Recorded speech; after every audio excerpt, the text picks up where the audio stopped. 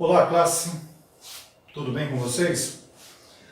Mais uma aula à distância, estou quase me acostumando com esse EAD da nossa escola dominical e hoje nós vamos então estudar a aula de número 8, a primeira parte. O que é política? E aí tem um subtítulo até interessante que está dentro do nosso texto base, que está lá em Mateus 22, de 16 a 22, que é a César só o que é de César. Então vamos ler. Aqueles que estiverem me acompanhando pela internet e estão com as suas Bíblias abertas, deveriam estar, se não estão. Abrem então suas Bíblias em Mateus capítulo 22, versículos de 16 até 22. Que diz assim: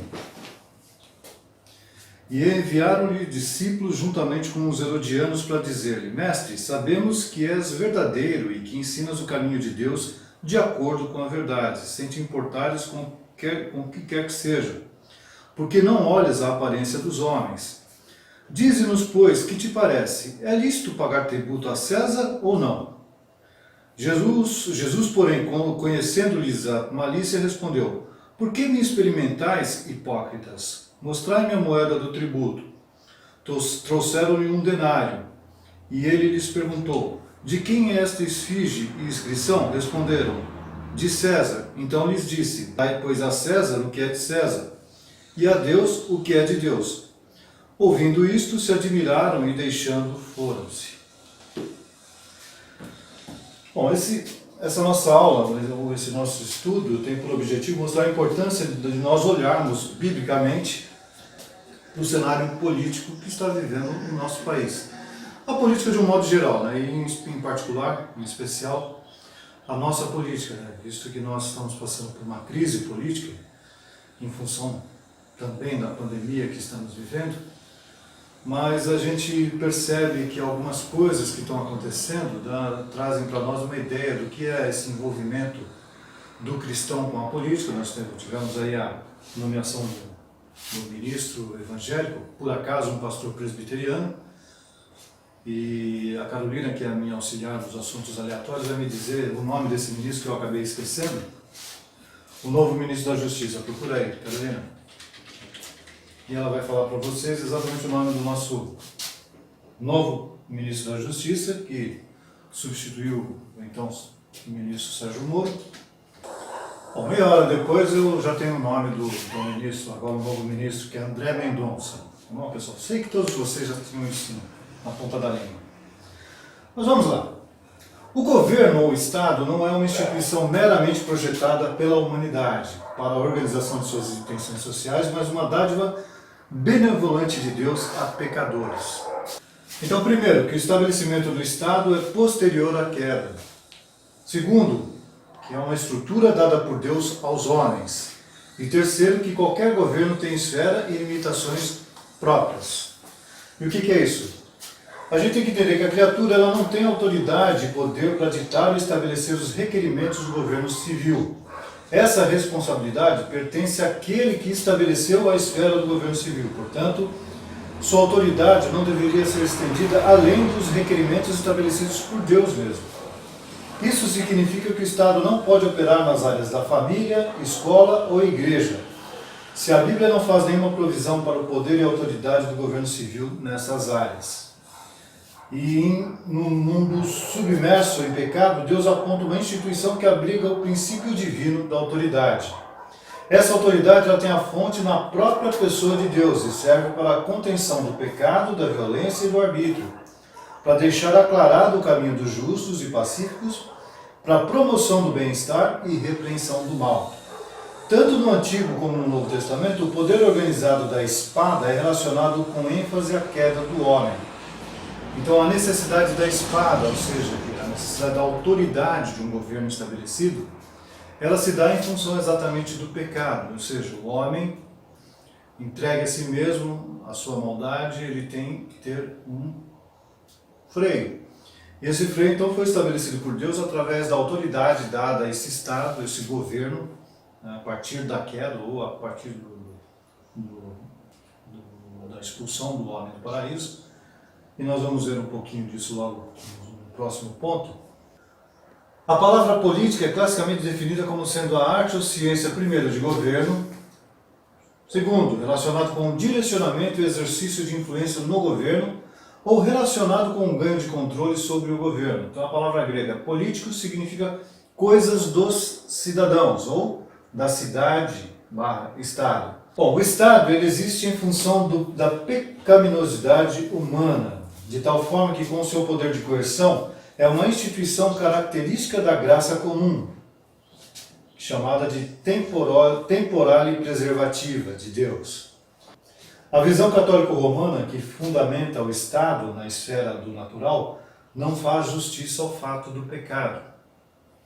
Tanto no Antigo como no Novo Testamento, o poder organizado da espada é relacionado de modo enfático com a queda do homem. Nós vemos isso em Romanos 13, de 1 a 5, que nós vamos abordar na segunda parte da nossa aula, se Deus permitir, no próximo sábado. Nós vemos isso também em 1 de Pedro 2,13, Apocalipse 13:10, 1 Samuel 12, de 17 a 25, o capítulo 24 também traz uma menção disso, né, nos versículos 7 e 11, 1 Samuel 26, de 9 a 11, e 2 Samuel 1, 14 a 16, que é exatamente o período dos reis, né? Então nós vemos isso muito no livro de 1 Samuel, em função do estabelecimento dos reis no Antigo Testamento. Mas vamos falar um pouquinho do conceito histórico, né? Onde que Deus então estabeleceu esse governo, esse Estado, né? Então vamos ver exatamente onde se estabeleceu esse governo de Deus, né? O povo de Deus e política. Inicialmente, logo após a queda, Deus deixou o povo sem a estrutura do Estado. Com a humanidade caída em pecado, a violência foi ficando desenfreada e isso resultou no julgamento divino com o dilúvio. Deus, no entanto, renovando o seu pacto com Noé, estabeleceu que as punições e manutenção da lei e ordem ficariam a cargo do próprio homem. Está lá em Gênesis 9, de 1 a 7. No versículo 6 nós vemos que se alguém derramar o sangue do homem, pelo homem se derramará o seu. Ou seja, o próprio homem é que julga e pune a violência humana. Esse é o estabelecimento da aliança que inclui então o governo do homem sobre o homem. Para libertar Israel do Egito, o Senhor estabeleceu uma teocracia.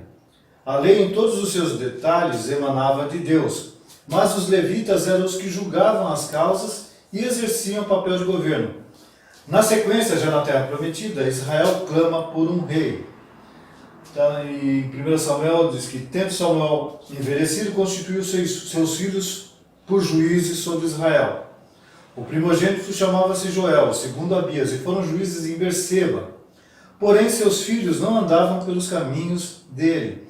Antes se inclinaram às avarezas e aceitaram subornos e perverteram o direito.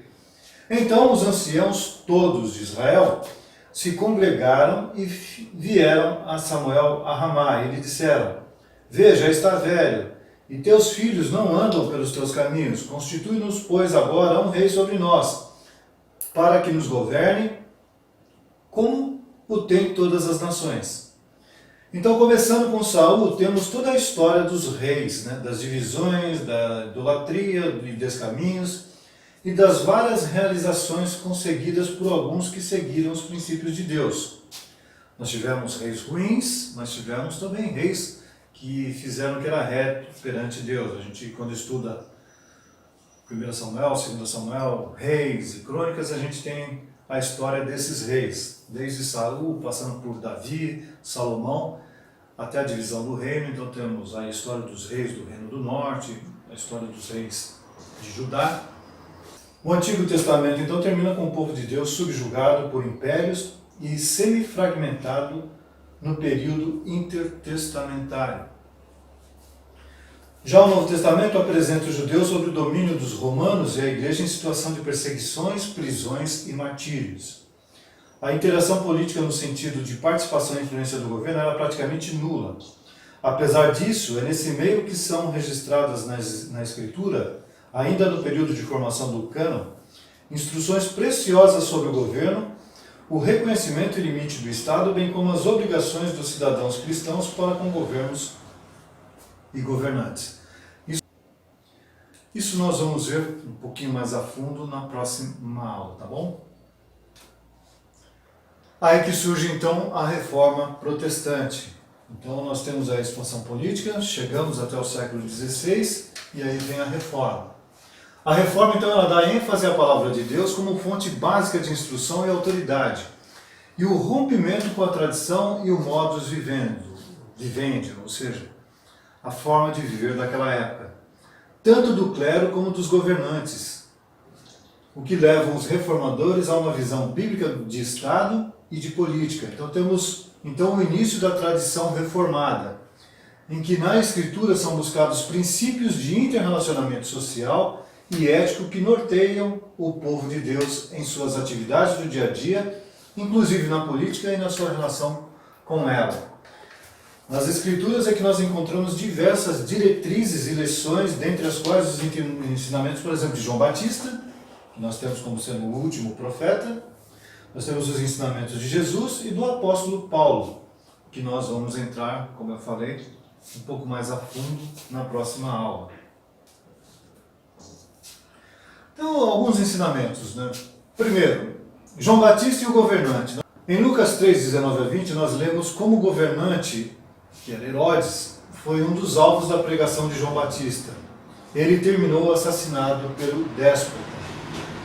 Nós vemos essa narrativa em Marcos 6, 17 e 18, onde Herodes, por causa de Herodias, mulher de seu irmão Filipe, porquanto Herodes se casara com ela, mandara prender João e atá-lo no cárcere. Então João atacava essa ação, essa atitude de Herodes, né, que se casara com a mulher do seu irmão, Filipe, e ele questionava e por causa disso então ele foi preso.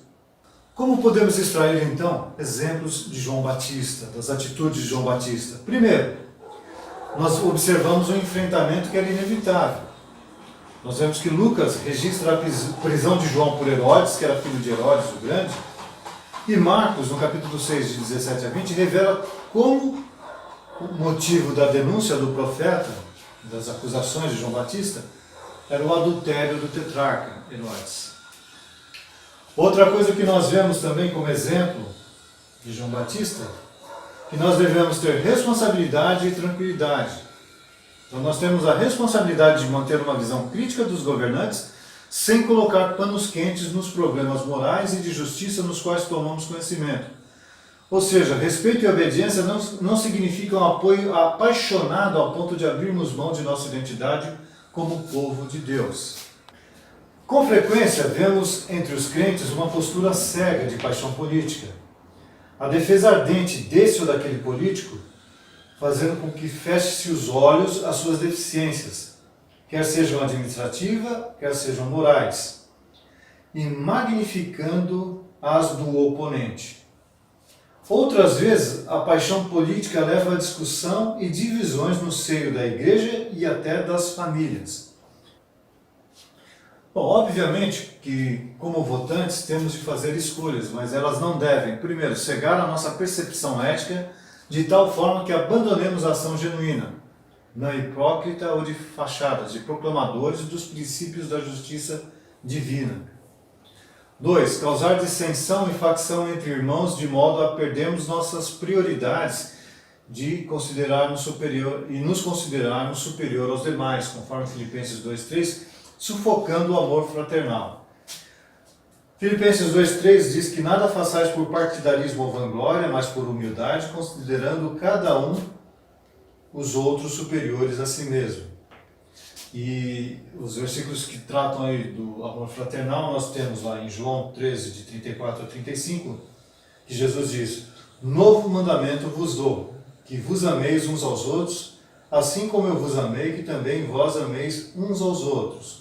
Nisto conhecerão todos que sois meus discípulos, se tiverdes amor uns aos outros. João 15, de 12 a 17, diz que o meu mandamento é este, que vos ameis uns aos outros, assim como eu vos ameis. 17, isto vos mando, que vos ameis uns aos outros. Romanos 12, 10. Amai-vos cordialmente uns aos outros com amor fraternal, preferindo-vos em honra uns aos outros. No capítulo 14 da Carta aos Romanos também, no versículo 13, diz: não nos julguemos mais uns aos outros. Pelo contrário, tomai o propósito de não pôr de tropeço ou escândalo ao vosso irmão. Resumindo, devemos ter ciência de nossas responsabilidades como cidadãos e tranquilidade em nossas atividades na nossa sociedade, que devem ser desempenhadas com um senso mais alto de justiça, honestidade e propriedade. Assim somos de fato sol da terra e luz do mundo e um bom testemunho para o Evangelho de Jesus, como um olho crítico para com os governantes, como fez João Batista. Intervenção e transgressão. A Bíblia apresenta algumas vezes o governo dos homens e as ações políticas entrelaçadas com a história da redenção. Lucas, no capítulo 2, de 1 a 5, registra que houve um decreto emitido por César Augusto para que todo mundo fosse recenseado. O detalhe é que, a partir desse decreto, é que, independente de onde morasse, cada pessoa deveria retornar à sua cidade natal para ser contado nesse censo. José saiu com Maria grávida de Nazaré para Belém.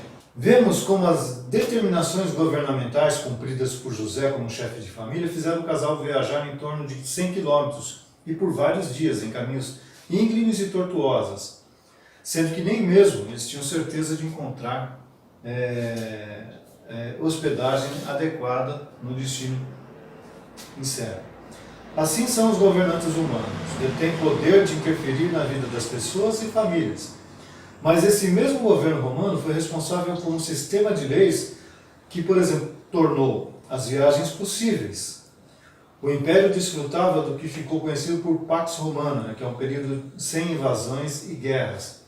Então haviam estradas por onde José certamente pôde seguir e havia segurança por essas estradas, coisa que era praticamente impossível tempos atrás. As circunstâncias geradas pelo governo humano eram geridas pelo soberano governo divino, preparando as nações para a rápida disseminação da fé cristã. Então, essas mesmas estradas e caminhos que facilitaram o caminho de José, também facilitaram, por exemplo, o caminho de Paulo para a disseminação do Evangelho. Então, Paulo se utilizou de rotas marítimas e também por estradas romanas, onde o Evangelho pôde ser disseminado por todas as regiões do Império. Então,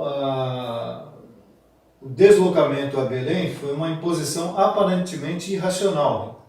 No entanto, representava o cumprimento de profecias, como, por exemplo, a de Miqueias 5:2, que diz: "E tu, Belém Efrata, pequena demais para figurar como grupos de milhares de Judá, de ti me sairá o que há de reinar em Israel, e cujas origens são desde os tempos antigos, desde os dias da eternidade." Então nós vemos, que essa determinação, a princípio, parecia ser algo determinado por César Augusto, na realidade já havia sido determinado desde a eternidade como um plano do próprio Deus.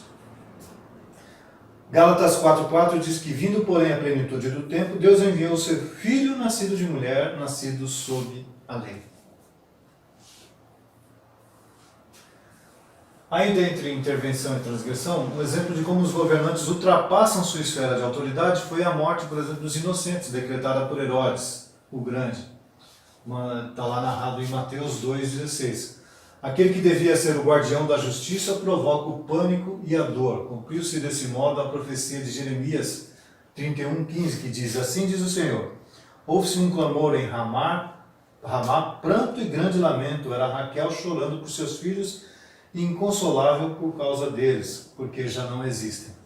Então, a figura aí da morte dos pequeninos, lá em Mateus 2,16, narrada em Jeremias 31:15, que figurando aí o choro de Raquel, figurando a morte dos pequeninos.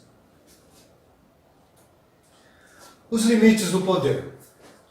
O mais conhecido e comentado ensinamento de Jesus na área referente ao governo é visto na sua defesa do pagamento de impostos ao Estado, bem como nas inferências extraídas desse ensino no que diz respeito às limitações do governo e à esfera a ele delegada por Deus. Em duas situações, Jesus fala sobre o pagamento de impostos. A primeira se refere ao imposto eclesiástico que não civil, está lá em Mateus 17, de 24 a 27. E a segunda, a situação envolve o tributo civil, que está narrado em Mateus 22, 16 a 22, que é o nosso texto base. É lícito pagar tributo a César ou não? O verso 21 é muito conhecido. Dai a César o que é de César e a Deus o que é de Deus. Foi a resposta de Jesus à pergunta capciosa que continha a origem e destino do tributo. César, o imperador romano. Marcos 12, 15 registra que a pergunta, além do polido é lícito, continha a alternativa: devemos pagar ou não? Ou seja, se a resposta fosse positiva, eles jogariam os judeus contra Jesus. Se fosse negativa, eles entregariam Jesus aos romanos por incitar uma revolta fiscal. Os judeus não apreciavam nem um pouco os impostos cobrados pelos romanos. José, que foi um dos historiadores daquele período, no seu livro Guerra dos Judeus, disse que a questão dos impostos foi a base da revolta do ano de 66 d.C., que culminou com a destruição de Jerusalém no ano 70. Os acusadores de Jesus estavam postos. Jesus sabia das intenções malévolas e os chamou de hipócritas, mas pede uma moeda, aquela com a qual o tributo devia ser pago. O imperador Tibério reinava naquela ocasião, e o denário, que era uma moeda que hoje equivaleria ao pagamento de um dia de trabalho, ela era cunhada com a esfinge do imperador Tibério, de um lado, e ele tinha uma imagem de um lado de Tibério e do outro do seu trono. A inscrição na moeda o identificava como sumo sacerdote. E a cunhagem da moeda possuía não somente o significado político, mas também religioso. Os imperadores viam a si próprios não somente como sumos sacerdotes, mas como deuses, e como tal queriam ser adorados. Na igreja primitiva, muitos cristãos foram martirizados por se recusarem a adorá-lo como Deus. A palavra utilizada por Jesus em sua resposta, que é dai a César o que é de César, pode ser também traduzida pagar de volta ou devolver. Refere-se a um débito ou obrigação devida a alguém. Não há suposição de que havia escolha ou voluntariedade. Era uma dívida. Mas os fariseus utilizaram uma palavra diferente, que é donai, que tem o sentido de presente, uma dádiva. Jesus está dizendo, a origem do dinheiro é César, então deem a ele aquilo que procedeu dele. O ensino é que os impostos são devidos, mesmo que seja um governo idólatra, que blasfema, que é despótico. Mesmo aquele governo que está prestes a executar o Filho de Deus, não é uma dádiva, é um dever. Deus dá ao governo o nosso dinheiro para cumprir esses propósitos. Jesus nos ordenou que dessemos a César o que é de César e a Deus o que é de Deus. Fala em Mateus 22, 21. Paulo também fala sobre isso. Deem a cada um o que lhe é devido, se imposto, imposto. Ele fala isso em Romanos 13, versículo 7. O dom do governo vem com a obrigação de apoiá-lo com nossos impostos. Enganar, por exemplo, a Receita Federal é enganar a Deus e negar-lhe a gratidão por sua proteção por meio do Estado que ele mesmo estabeleceu. Conclusão. O ensino de Jesus estabelece as prerrogativas divinas e os limites do governo. E a Deus o que é de Deus, César pedia mais do que podia. Ele queria o tributo e tinha o poder temporal, mas ele requeria a adoração, e é essa prestada somente a Deus. O fato de ele cunhar a moeda não o tornava Deus nem merecedor de prerrogativas divinas. Jesus está ensinando que nós devemos pagar ao governo aquilo que ele legalmente pode exigir de nós, na esfera econômica e social. Mas não estamos obrigados a dar ao governo o que ele não tem o direito de exigir, as questões espirituais, éticas e religiosas. Nem mesmo o voto da maioria pode tornar uma coisa errada incerta. O governo não pode, igualmente, legislar a aceitação em nossos lares, escolas, comunidades daquilo que a lei de Deus especifica como erro e injustiça. Jesus reafirma, portanto, a separação das esferas governo, Estado versus Igreja. A origem final e superior da autoridade foi enfatizada por Jesus em sua conversa com Pilatos. Em João 19, versículos 10 e 11, diz: Então Pilatos o advertiu: não me respondes? Não sabes que tenho autoridade para te soltar e autoridade para te crucificar? Respondeu Jesus: nenhuma autoridade teria sobre mim se de cima não te fosse dada. Aplicação. Se vier perseguição e dor geradas por aqueles que teriam a obrigação e o ministério de nos proteger delas, lembremo-nos de que Deus reina, e Ele executará a justiça no seu devido tempo. Ao considerar intervenções ilógicas de políticos e do governo em nossas vidas, podemos nos lembrar de que Deus continua soberano e também orar para saber o curso mais sábio a seguir, de acordo com os preceitos da palavra dele. É isso aí então, classe. Que Deus abençoe a todos. Na próxima semana vamos ter então a segunda parte desta aula sobre política. Logo em seguida do vídeo nós vamos ter uma live com o pessoal do OMP, mas todos da igreja estão convidados a participar. Depois vocês vão ser orientados de que forma vocês vão poder participar dessa live.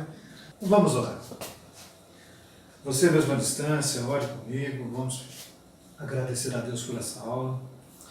Ó Pai querido e Pai amado, nós te agradecemos, ó Deus, pelo estudo da Tua Palavra, Pai. Obrigado, ó Deus, porque o Senhor nos dá as orientações, Pai, necessárias para nós lidarmos com questões, por exemplo, como a política, Pai. Sabemos o quão é difícil, Pai, as diferenças que existem, quantos problemas que surgem, Pai. Dá-nos, ó Deus, a direção, dá-nos, ó Deus, a sabedoria, Pai, e dá-nos sempre a disposição para estarmos orando e intercedendo pelos nossos governantes, Pai. Abençoe a cada um que pôde acompanhar essa aula, Pai, que o Senhor mesmo esteja dispondo todas essas verdades no coração de cada um, Pai. É o que nós te pedimos e fazemos no nome do Senhor Jesus. Amém. Deus abençoe a todos.